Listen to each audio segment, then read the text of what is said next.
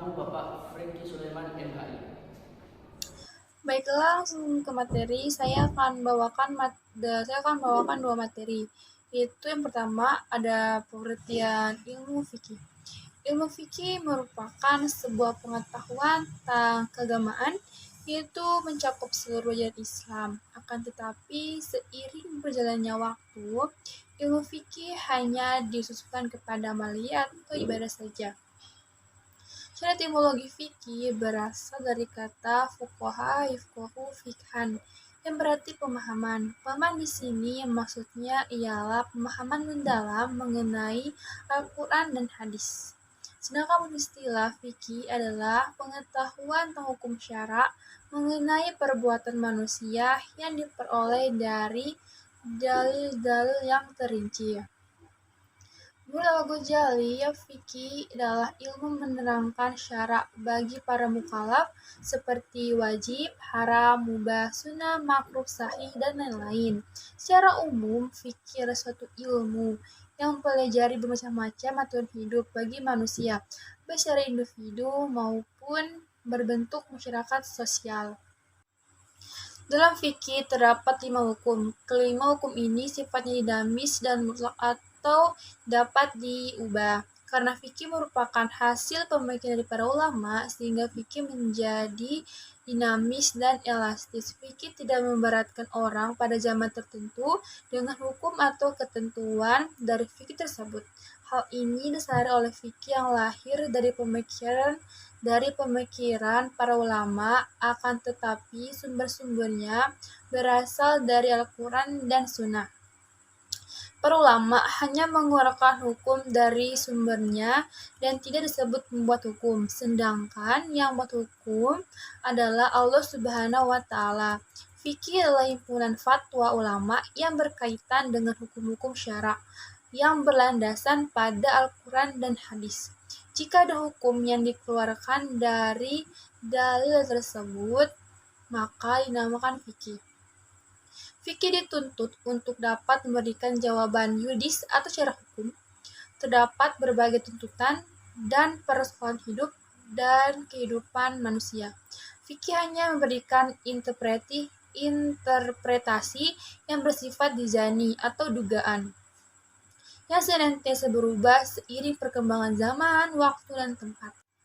Sejatinya ilmu fikih adalah sebuah pemahaman tentang sumber-sumber fikih dalam menentukan sebuah hukum atau menggali hukum atau mengeluarkan hukum yang dibutuhkan pada zaman tertentu agar agama Islam tetap berada pada syariat Islam.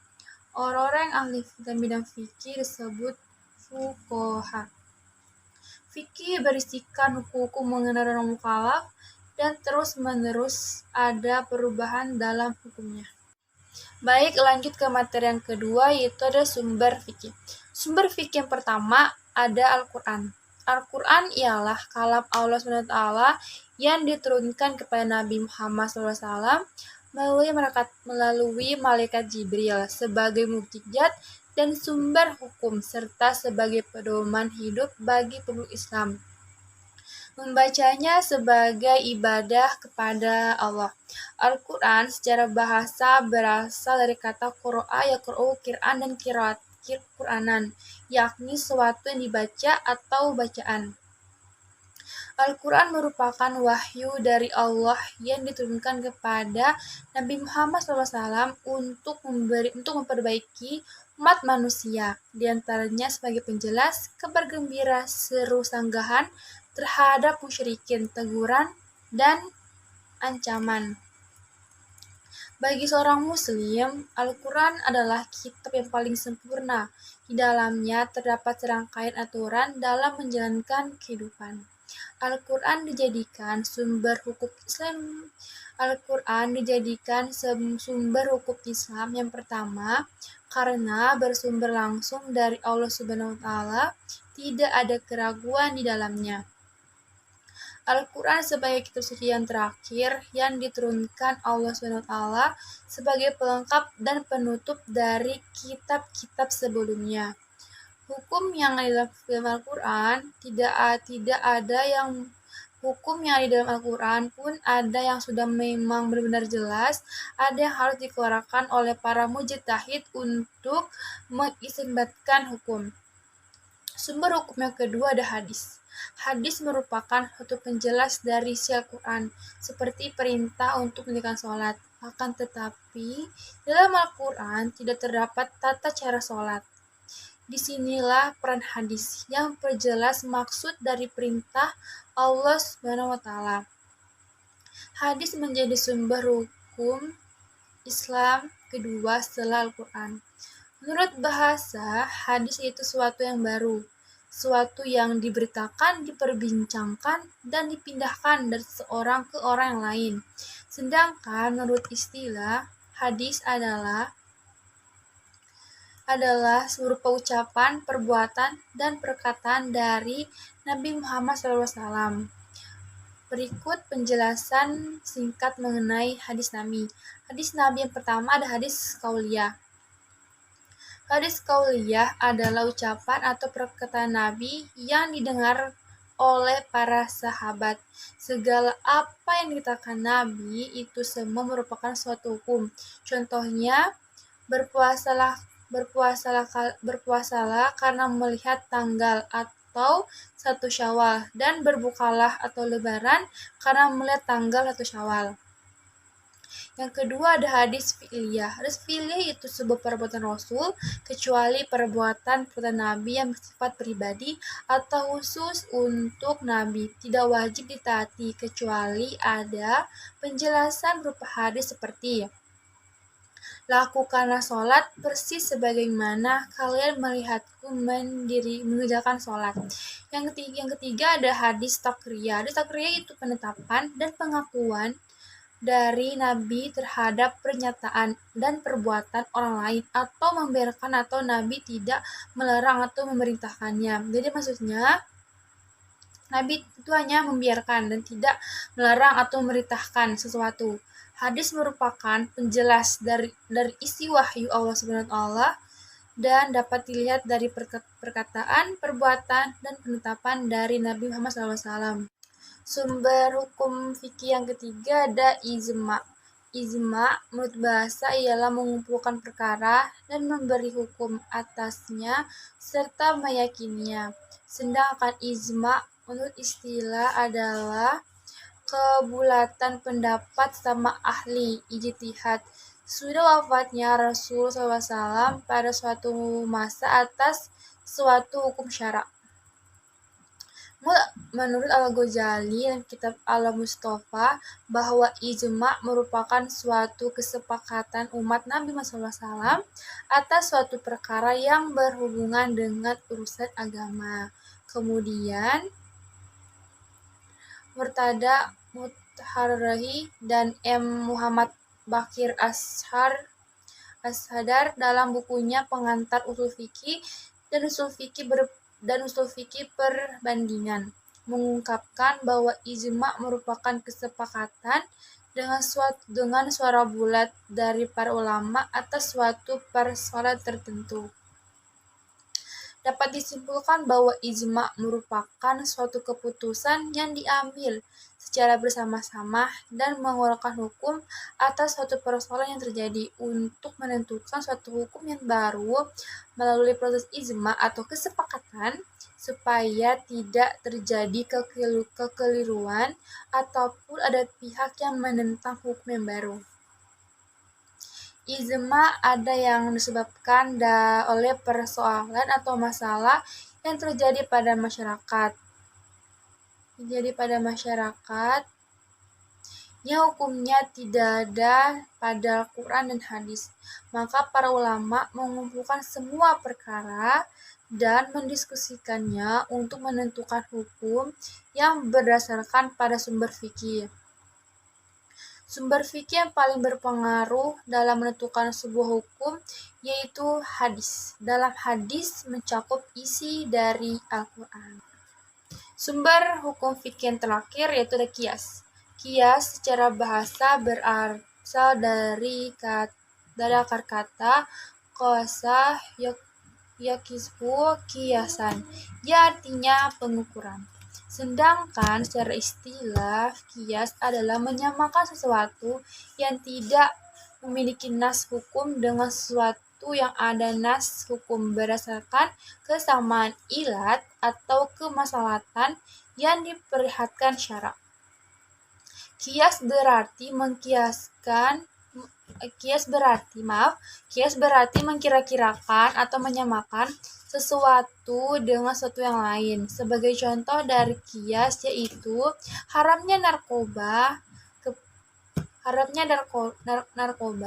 dikiaskan kepada haramnya minuman keras yang diharamkan dalam surat Quran surat Al-Maidah ayat 90.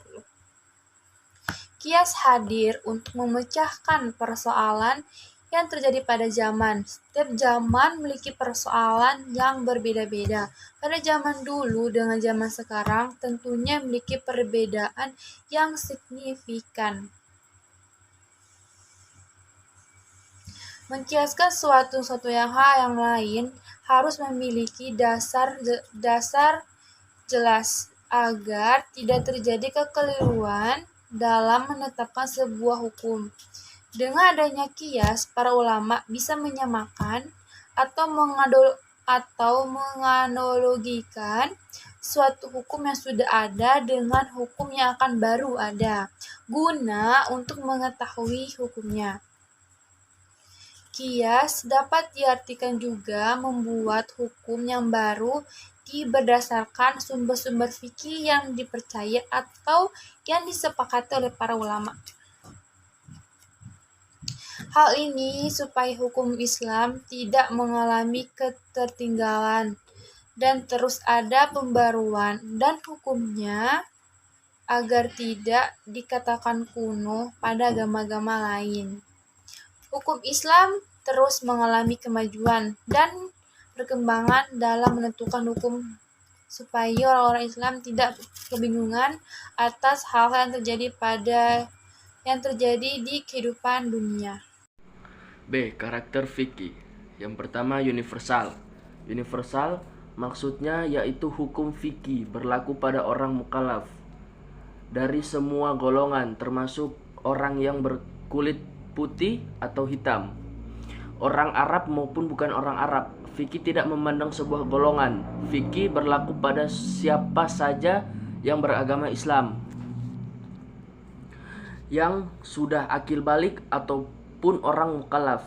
Agama Islam memang turun di Arab, bukan berarti hukum-hukumnya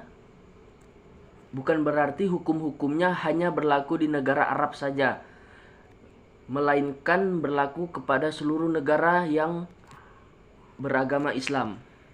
Kedua, dinamis. Fikih sifatnya dinamis atau mudah berubah-ubah, mengikuti perkembangan zaman. Setiap zaman pasti berubah-ubah, maka fikih pun menyesuaikan dengan perkembangan zaman supaya hukum yang berlaku tetap relevan atau sesuai. Hal ini disebabkan oleh fikih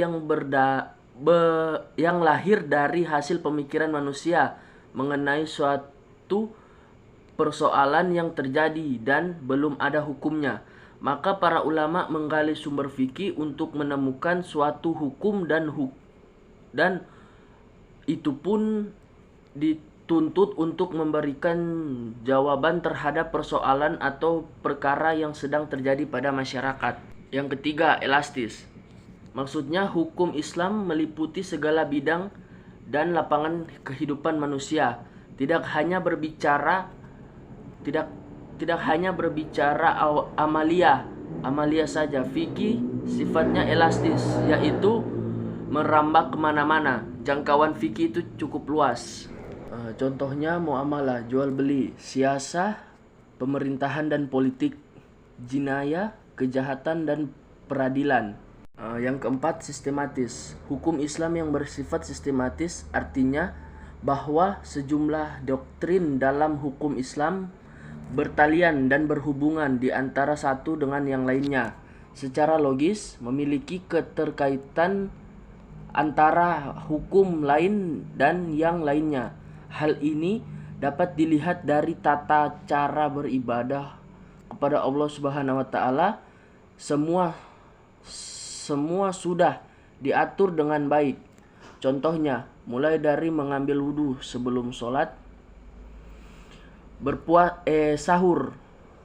sahur ketika berpuasa, mandi besar atau junub setelah haid dan nifas.